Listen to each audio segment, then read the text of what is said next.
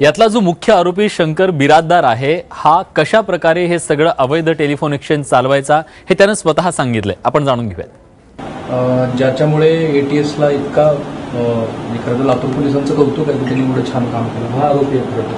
ही सुरुवात कशी झाली? रवी साहेब रिलायन्स स्टोअरचं नाव. मग हे 6 महिन्यापूर्वी सुरू केलं का तुम्ही? हो सर. कसं सुरू केलं?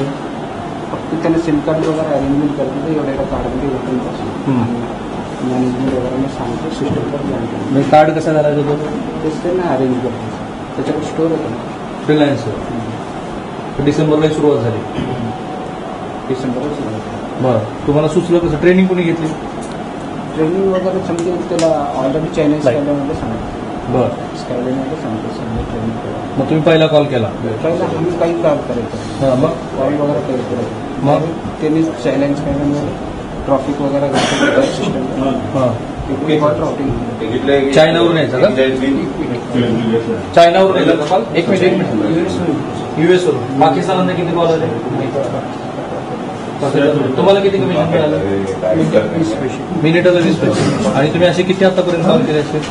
आम्ही कॉल केले सर. तिकडनं यायचे कॉल. आणि इथं रिसिव्ह करणारे कोण होते कॉल? त्यांचे रिलेशन. नावं सांगता येतील 2-4? नाही. नाव माहिती. किती वेळ जागत होता तुम्ही? जागायचं काही तुमचं शिक्षण किती? 12. आणि रवीचं किती? पता नाही. तुमचा रवीचा कधी संबंध आला? 6 महिन्यापासून 7-7 महिने झाले. तुम्ही काय करता?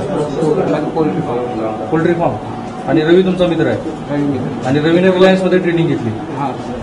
ट्रेनिंग घेतली. आणि रवीने सुरुवात केली. स्टोर आहे सर. रिलायन्सचं सिम कार्डचा वापर मग तिथं करत होता.